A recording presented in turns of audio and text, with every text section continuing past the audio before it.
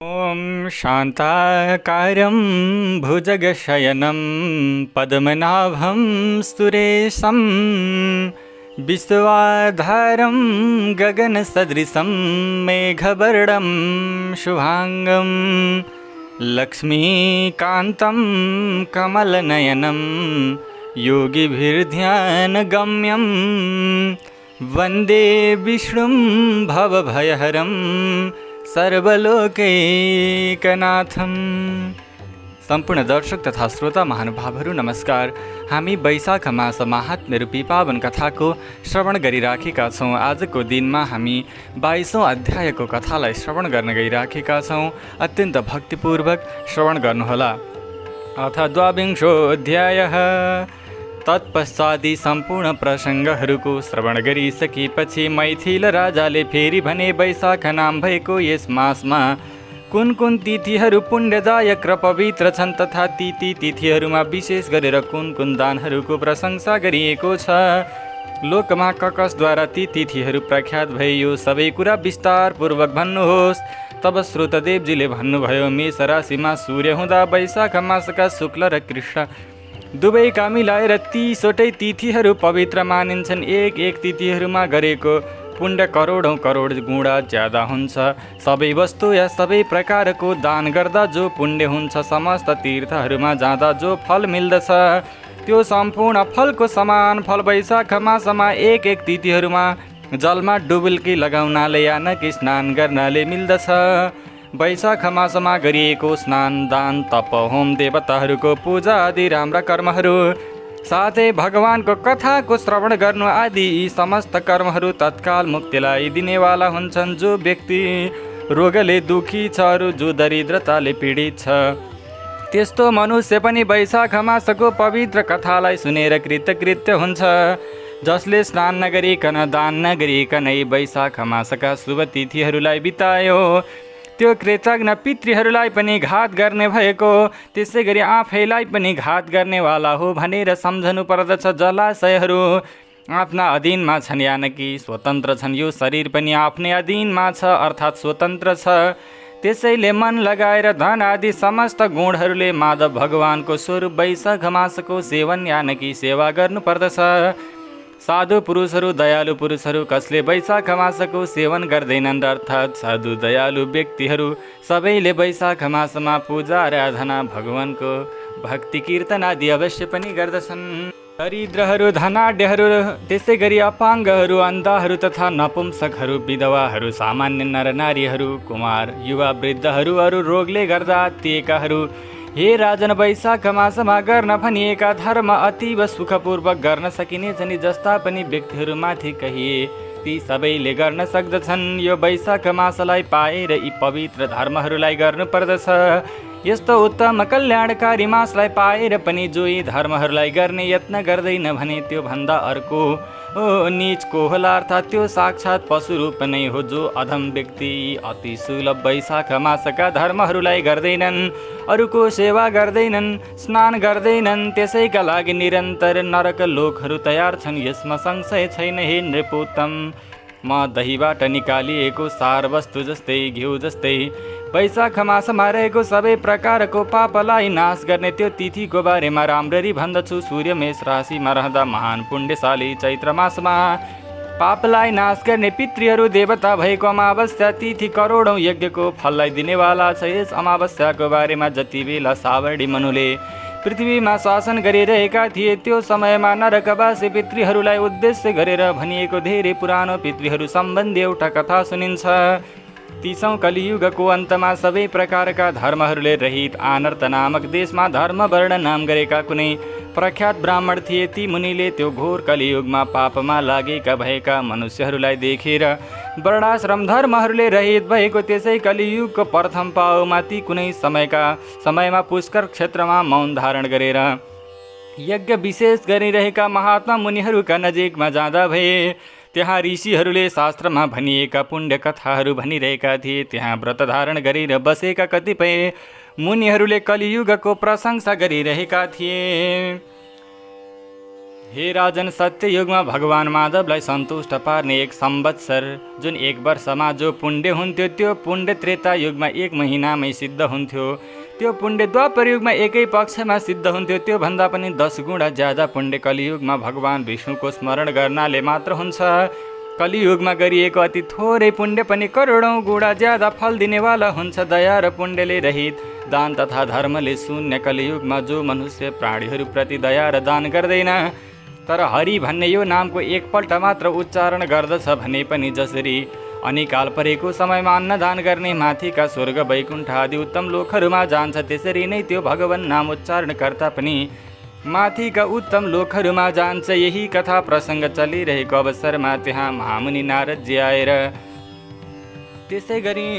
त्यसरी त्यहाँ प्रसङ्ग भइराखेको समयमा नारदजी आएर त्यो कथाको विध्वंस गर्न थाल्नुभयो। कथामा हाँसो लाग्दा प्रकारका गतिविधिहरू गर्न थाल्नुभयो। तब त्यहाँ रहेका सभ्य सभासदहरूले उहाँलाई, हे नारद, यो के गरेको भने फेरि ती बुद्धिमान नारद मुनिले ती सबैलाई नाच्दै हाँस्दै भन्नुभयो, पुलकित शरीर भएका सन्तोषपूर्वक हजुरहरूले हामी सिद्ध भयौँ, यसमा सन्देह छैन, किनकि यो पुण्य कलिकाल आएको छ। जो यो कुरा भन्नुभयो त्यो कुरा सत्य हो, किनकि कलियुगमा ती थोरै यत्नले पनि धेरै सिद्धि मिल्दछ।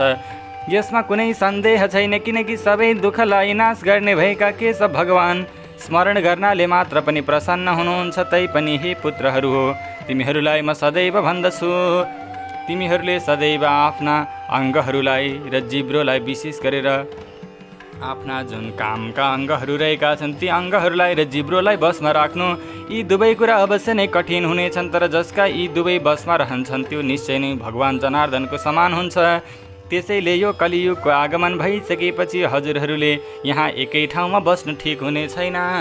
त्यसैले यो पाखण्डी पाप स्वरूप भएको भारतवर्षलाई छाडेर जहाँ जाँदा मन प्रसन्न हुन्छ त्यो जुन कुनै देश भए पनि जसरी सुख मिल्दछ त्यसरी नै विचरण गर। यस्तो प्रकारको नारदजीको वचनलाई सुनेर नियमपूर्वक व्रतमा रहेका ती मुनिहरू तत्काल सत्र यज्ञलाई समाप्त गरेर तिनीहरू जताबाट जसरी आएका थिए त्यता त्यसै गरी गए। धर्मवर्णले पनि त्यो कुरालाई सुनेर त्यस स्थानलाई छोड्ने मन बनाएर नियम व्रतले सहित भएर ब्रह्मचर्यको पालना गर्दै दण्ड र कमण्डलुलाई धारण गरेर जटा र बल्कल यानकी रुखका बोक्राको वस्त्रधारी भएर आश्चर्यचकित हुँदै कलियुगमा हुने अनाचारहरूलाई हेर्नका लागि फेरि त्यहाँबाट हिँडे। जहाँ तहाँ यात्रा गर्दै जाँदा उनले दुष्ट पापाचरणमै रमेका ती डरलाग्दा मानिसहरूलाई देखे। अरू सबै ब्राह्मण भनिएकाहरू पनि पाखण्ड परायण छन्। शूद्रहरू बरु सन्यासी भएका छन्। पत्नीले आफ्ना पतिप्रति, पतिले आफ्ना पतिप्रति, पतिले आफ्ना पत्नीप्रति, पत्नीले आफ्ना पतिप्रति द्वेषभाव राखेका छन्। शिष्यले गुरुप्रति पनि द्वेषभाव राखेका छन्। सेवकले आफ्नै स्वामीलाई मार्दैछन्। त्यसै गरी आफ्नै छोरो पितालाई मार्नका लागि तत्पर भएको छ। सबै ब्राह्मणहरू जन्म ब्राह्मण कुलमा भए पनि आचरण शूद्रको रहेको छ। बरु शूद्र कुलमा जन्मिएकाहरू ब्राह्मणको जस्तो आचरण गर्दछन्। गाईहरू बाख्रा जस्ता देखिन्छन्। वेदहरूका कहानी लौकिक कविताहरूका समान भएका छन्। त्यसै गरी पवित्र कर्महरू सामान्य कर्मका समान भएका छन्। प्राय गरेर भूत प्रेत र पिशाच नै फल दिनेवाला देवता मानिएका छन्। पापमा निरत भएका मूर्ख मानवहरूले ती भूत प्रेत पिशाचहरूको नै श्रद्धापूर्वक अर्चन पूजन गर्दछन्। सबैजना स्त्री प्रसङ्ग या व्यभिचारमा यानकि वेश्यावृत्तिमा मन दिएर लागेका छन्। त्यही कुकर्म या असत प्रसङ्गका लागि प्राणै छाडेर लागेका छन्। कुटिलतापूर्वक झुटो गवाई दिनेवाला र सदैव चित्तमा कपट राख्नेवाला छन्। कलियुगमा सदैव मानिसहरू मनले एक कुरा चिताउँछन्, बाढीले अर्कै कुरा बोल्दछन् र काम चाहिँ बोलेको र सोचेको भन्दा पनि भिन्नै गर्दछन्। सबैको पेट पाल्नका आदि स्वार्थका लागि फरक विद्या हुन्छ, अर्थात् विद्या चाहिँ पेट पाल्नका लागि मात्र रहेको छ। जो चतुराईपूर्वक छल कपटको विद्या प्रयोग गर्न सक्छन् अदालत राजसभाहरूमा तिनीहरू नै पूजित भएका छन्। नाचगान आदि कला विद्या नै राजाहरूलाई प्रिय लाग्ने हुन्छन्। कलियुगमा नीच व्यक्तिहरू पूजिएका छन् तर श्रेष्ठ ज्ञानीहरूको पूजा छँदै छैन। कलियुगमा समस्त वैदिक ब्राह्मणहरू दरिद्र देखिन्छन्। प्राय गरेर मनुष्यहरूमा भगवान विष्णुप्रति भगवानप्रति भक्ति छैन। पुण्य क्षेत्रहरू प्राय पाखण्डीहरूले भरिएका हुनेछन्। कलियुगका धर्मका उपदेशकहरू विशेष गरेर राम्रो कर्म नगर्नेहरू हुनेछन्। त्यसै गरी तमोगुणीहरू जटाधारी तपस्वी हुनेछन्। कलियुगमा मर्त्यलोकमा हुने सबै मनुष्यहरू थोरै आयु भएका प्राणीहरूप्रति कति पनि दया नभएका मूर्ख हुन्छन् र ती सबै धर्मका वक्ता हुन्छन्, अरू ती सबै सदैव अर्काको धन सम्पत्ति आदि लिने इच्छा भएका हुन्छन्।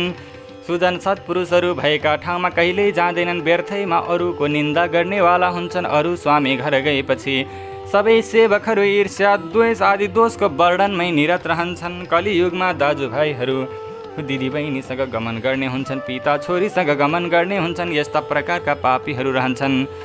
त्यसै गरी सबैजना अत्यन्त नीच प्रकारका व्यक्तित्वहरूमा निरत हुन्छन्। त्यसै गरी साधुहरूलाई जान्दैनन् अथवा वास्तविक साधुलाई चिन्दैनन्, तर ठुला ठुला पापीहरूलाई मान्दछन् यानकि सम्मान गर्दछन्। ती दुराग्रहीहरूले साधुहरूमा एउटा पनि दोष पाए भने हल्ला प्रचार गर्दै हिँड्दछन्। ती पापरूप पापीहरूका दोषहरूलाई गुणका रूपमा वर्णन गर्दछन्। कलियुगमा राम्रा गुणले रहित व्यक्तिहरूले दोषलाई मात्र ग्रहण गर्दछन्। जस्तो प्रकारले स्तनमा टाँसिएको जुकाले दुध नपिएर रगत मात्र पिउँछ, त्यसरी नै दुर्गुणी व्यक्तिहरूले पनि गुणलाई छाडेर दुर्गुणलाई नै खोजी खोजी ग्रहण गर्दछन्। रसहरूले पनि मिठो हुनाले गुणलाई त्यागेर नमिठा हुन्छन्। ऋतुहरूमा पनि व्यत्यास देखिन्छ, अर्थात् जुन महिनामा जुन ऋतुका गुणहरू देखिनु पर्ने हो, जुन बेलामा पानी पर्नुपर्ने हो, जुन बेलामा गर्मी हुनुपर्ने हो, ती गुणहरू देखिँदैनन्। सबै राष्ट्रहरूमा अनिकालको स्थिति हुन्छ। विवाह नभएकी कन्या कम उमेरमै सुत्केरी हुन थाल्दछन्। कलियुगमा मनुष्यहरू नटको हास्यादि विद्या र नर्तकको नाचगान विद्यामा नै प्रेम गर्नेवाला हुन्छन्। जो धेरै गुण भएका व्यक्तिहरू वेद र वेदान्त आदि विद्याहरूमा तल्लिन्छन्, तिनीहरूलाई ती आफूलाई नै सबैभन्दा ठुला मान्ने, समस्त पुण्यहरूबाट भ्रष्ट भएका मूर्खहरूले नोकर जस्तो गरी हेर्दछन्। त्यसै गरी सबैले पितृहरूको निमित्त श्रद्धादि क्रियाहरूलाई गर्न छाडिसकेका छन्। सबै व्यक्तिहरूले वेदले गर्न भनेका क्रियाहरूलाई पनि गर्न छाडिसकेका छन्। कसैको कहिल्यै पनि जिब्रामा भगवानका नामहरू रहने गर्दैनन्।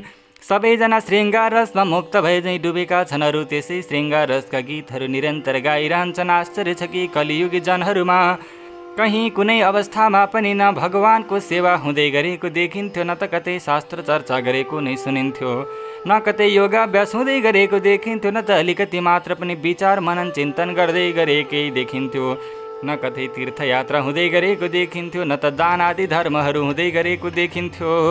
कलियुग कति सबै दृश्यहरूलाई देखेर निकै डराएर अत्यन्त विस्मित भएका छँदा धर्मवर्णले आफ्नै वंशलाई पापले गर्दा नाश भएको देखेर त्यस द्वीपलाई छोडेर अर्को द्वीपतिर गए। यस्तो प्रकारले सबै द्वीपहरू र लोकहरूमा घुम्दै जाँदा कुनै समयमा कौतुक अवस्थी बुद्धिमान धर्मवर्ण पितृलोकमा गएर त्यहाँ आफ्ना कर्मले गर्दा घुमिरहेका अत्यन्त डरलाग्दा पितृहरूलाई देखे। केही जीवहरू रुँदै दौडिँदै थिए त कोही लड्दै थिए, कोही नरकुण्डमा परिसकेका थिए त कहीँ खसाल्दै थिए। त्यहाँ धर्मवर्णले आफ्ना पितृहरूलाई पनि अँध्यारो कुवामा खसेको देखे। ती दयनीय स्थितिमा रहेका पितृहरू दुबाको अग्रभागलाई अवलम्ब बनाएर बसेका थिए। तिनीहरूको आश्रयरूप त्यो दुबोको फेदलाई मुसाले काटिरहेको थियो। त्यसैले ती पितृहरू यो दुबो केही क्षणमा काटिन्छ भनेर अति दुखी भएका थिए। त्यस मुसाले दुबाको 3 भाग खाइसकेको थियो। अब 1 भाग मात्र बचेको थियो। त्यो छिन्न आँटेको दुबाको मूललाई देखेर ती पितृहरू दुःखले गर्दा ती दुखी दुब्ला पातला भएका थिए। कुनै समाधान नभएको या कुनै प्रकारले पनि तर्न नसकिने अत्यन्त भयानक डरलाग्दो तरिकाले तट काटिएर झर्दै गरेको आफ्ना कर्मले प्राप्त भएको तलतिर त्यो अँध्यारो कुवालाई देखेर दुखी भएका, अरू अगाडि पनि पार पाउन नसकिने, कुनै प्रकारको पनि समात्ने टेक्ने आदि ठाउँ नभएका ती पितृहरूलाई देखेर आश्चर्यचकित हुँदै दयालु धर्मवर्णले यस्तो कुरा भने, हजुरहरू को हुनुहुन्छ? कुन पार पाउन नसकिने कर्मले गर्दा यस अन्धकूपमा खस्नुभयो? हजुरहरू कसको गोत्रमा जन्मनु भएको थियो? हजुरहरूले यहाँबाट कसरी मुक्ति पाउन सक्नुहुन्छ? त्यसको उपाय के हो? यी सबै कुरा हजुरहरू मलाई भन्नुहोस्। आज नै हजुरहरूको कल्याण हुनेछ। ती धर्मवर्णले यस्तो कुरा भनेपछि अति दुखी हुँदै ती पितृहरूले भने, धर्म र वेदलाई अगाडि राखेर ती धर्मवर्णलाई कारुणिक कुरा भन्न सुरुवात गरे। हामीहरू श्रीवत्स गोत्रवाला हौँ। हाम्रा पृथ्वीमा कुनै सन्तान थिएनन्। निसन्तान हुनाले हामीहरूलाई पिण्ड दिनेवाला कोही भएनन् र हामी पिण्ड पाउनबाट वञ्चित भयौँ।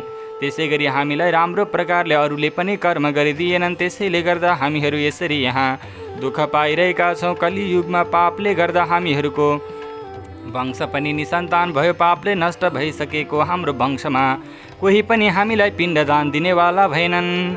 दुरात्मा हामीहरूको, त्यसैले यस अन्धकूपमा पतन भएको छ। वंशमा एउटा मात्र महायशस्वी धर्मवर्ण नामको सन्तान छ, त्यसले पनि विरक्त भएर संसार घुमिरहने भएकाले गृहस्थ आश्रमलाई स्वीकार गरेन।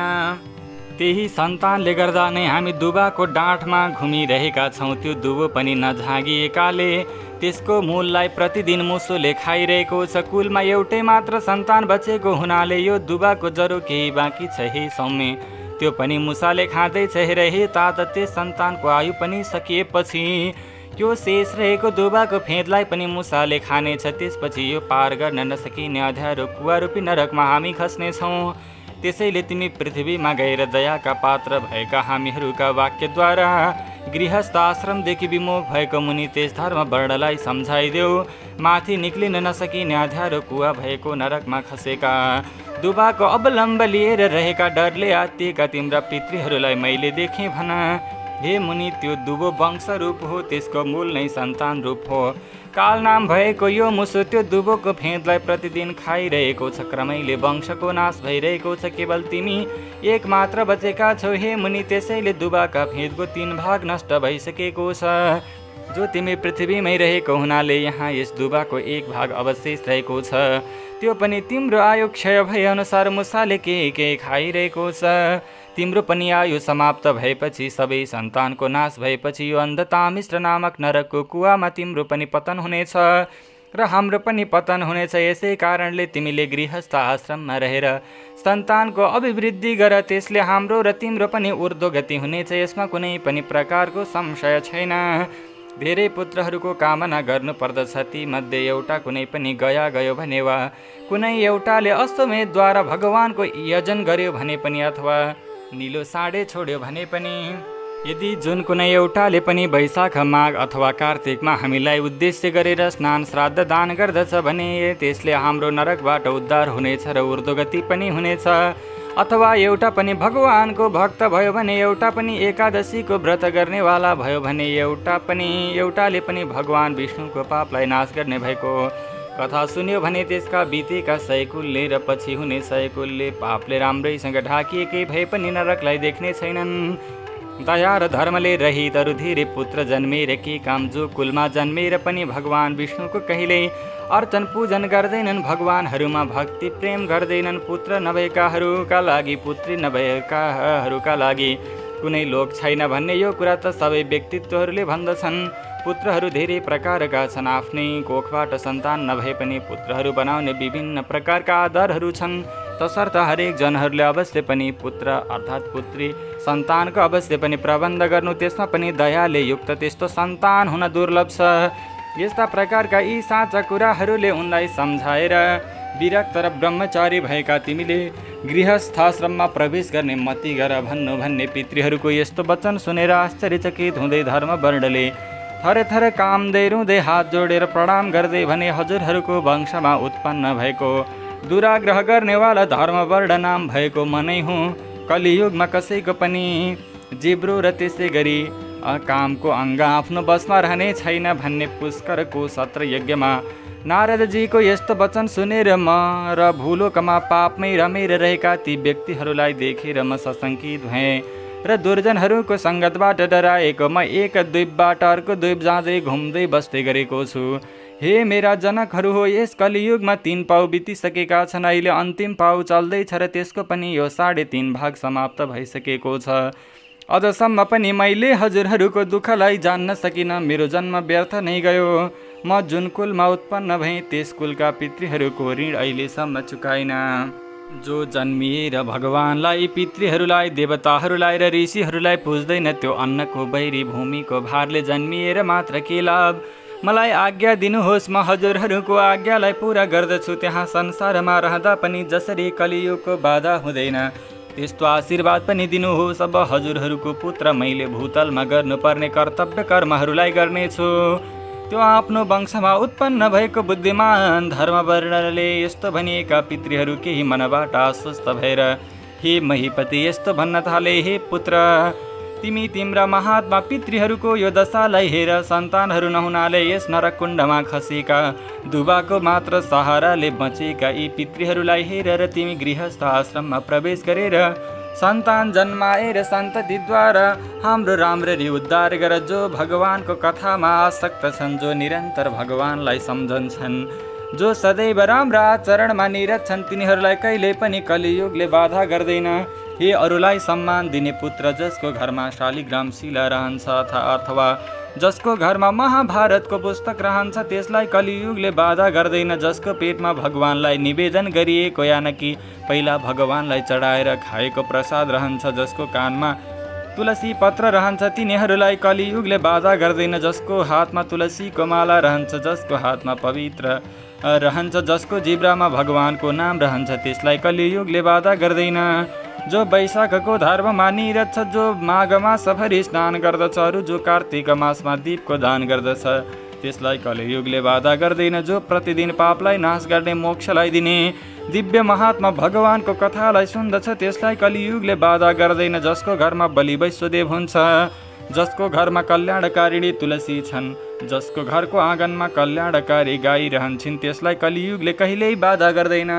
त्यसै कारणले हे पुत्र, यो पापात्मा युग भए पनि हे तात तिमी चाँडै पृथ्वीमा जाऊ, किनकि यो माधव नाम भएको वैशाख मास चल्दैछ। मेष राशिमा सूर्य रहँदा महान पुण्यलाई दिने भएका पवित्र 30वटा तिथिहरू सबैका उपकारका लागि हुन्छन्। एउटा मात्र तिथिमा गरेको पुण्य करोडौँ करोड गुणा ज्यादा हुन्छ। त्यसमा पनि चैत्र मासको कृष्ण पक्षको अमावस्या मानिसहरूलाई मुक्ति दिनेवाला हुन्छ। त्यो औँसी तिथि देवताको प्रिय छ, अरू त्यो तिथि तत्काल मुक्ति दिनेवाला पनि छ। त्यस दिन जो व्यक्ति आफ्ना पितृहरूलाई उद्देश्य गरेर श्राद्ध गर्दछन्, अरू जल भरिएको घडा र पिण्डदान गर्दछन्, त्यो अक्षय फललाई दिने हुन्छ। हे पुत्र, जो चैत्र मासको कृष्ण पक्षको अमावस्या तिथिमा श्राद्ध गर्दछन्, तिनीहरूले गया क्षेत्रमा करोडौँ श्राद्ध गरे समान भयो, यसमा कुनै संशय छैन। यदि कोही चैत्र कृष्ण पक्षको अमावस्या तिथिमा यथाशक्ति सागले नै पनि श्राद्ध गर्दछ भने त्यसले गयामा करोडौँ श्राद्ध गरे बराबर भयो, यसमा कुनै संशय छैन। कपुर र अगरुले सुवासित शरबतले भरिएको घडा जसले चैत्र कृष्ण पक्षको अमावस्यामा दान गर्दैन, त्यो अवश्य नै पितृहरूका लागि कल्याण नगर्नेवाला हो, यसमा संशय छैन। जो व्यक्ति चैत्र कृष्ण पक्षको औँसीको तिथिमा जलले भरिएको घडासहित काँक्रोको दान गर्दछ, त्यसै दिन कुलको उद्धार गर्नका लागि भक्तिले युक्त भएर श्राद्ध गर्दछ भने त्यसका प्रभावले पितृहरूका लोकमा अमृतको वर्षा गर्ने भएकी नदी बग्दछन्। त्यस दिन जल भरिएको कुम्भ दान गर्नाले, श्रद्धापूर्वक श्राद्ध दान गर्नाले अवश्य नै पितृलोकमा विभिन्न प्रकारका यी सबै वस्तु भएको लबालब भरिएको नदी बग्दछ र सधैँका लागि हुन्छ। ती पितृहरूले सदैव त्यसको भोग गर्न पाउँदछन्। हे महामती, त्यसै कारणले तिमी चाँडै पृथ्वीमा जाऊ र जब चैत्र कृष्ण औँसे आउँछ त्यस दिन जलले भरिपूर्ण भएको घडा दान र पिण्डदान सहित श्राद्ध गर। सबै पितृहरूको उपकारको लागि गृहस्थ आश्रमलाई ग्रहण गर अनि धर्म अर्थ र कामले सन्तुष्ट भइसकेपछि उत्तम सन्तानहरू प्राप्त गरेर फेरि तिमी मुनिवृत्तिलाई धारण गरेर सुखपूर्वक अनेक द्वीपहरूमा विचरण गर। यस्तो प्रकारले पितृहरूद्वारा आदेश पाएर ती मुनि धर्मवर्ण तत्काल पृथ्वीमा आएर चैत्र मासमा जब सूर्य मेष राशिमा भए तब त्यस पुण्यकालमा प्रातः स्नान गरेर पितृहरू, देवताहरू र ऋषिहरूलाई पनि तर्पण गरेर पापहरूलाई सर्वतोभावेन नाश गर्ने श्राद्ध गरी पितृहरूको निमित्त जलले भरिएको घडा दान गरिदिए। त्यस श्राद्ध र उदक कुम्भदान आदिका प्रभावले पितृहरूलाई आउने जाने क्रमले रहित मुक्ति दिएर मुक्ति प्राप्त गराए। त्यसपछि आफूले पनि विवाह गरेर सज्जन सन्तानलाई प्राप्त गरेर त्यो पापलाई नाश गर्ने चैत्र मासको कृष्ण पक्षको अमावस्या तिथिलाई लोकमा प्रसिद्ध गरिदिए। आफू फेरि मुनि भएर गन्धमादन पर्वतमा आए। त्यसै कारणले यो पवित्र चैत्र मासको कृष्ण पक्षको अमावस्या ती नै पुण्य तिथि हो। संसारमा यसको समान तिथि न देखिएको छ न सुनिएको छ, अर्थात् यस तिथिको समान पुण्यतम तिथि अरू कुनै छैन। तसर्थ सम्पूर्ण यी वैशाख मासका तिथिहरू सबै पवित्र छन्।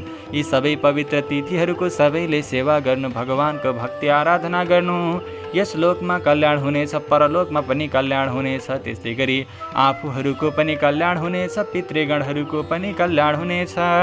जय जय श्री स्कंद पुराणे वैशाख मास माहात्म्ये नारदाम्बरीश संवादे कलिधर्म निरूपणो धर्मवर्ण पितृमुक्तिर्नाम द्वाविंशोऽध्याय। हरे नमः। सर्वे भवन्तु सुखिनः सर्वे सन्तु निरामया सर्वे भद्राणि पश्यन्तु माँ कश्चित् दुःखभाग् भवेत्। भगवान श्री लक्ष्मी नारायण को कृपाले हजुर सबैको कल्याण होस्। नमस्कार।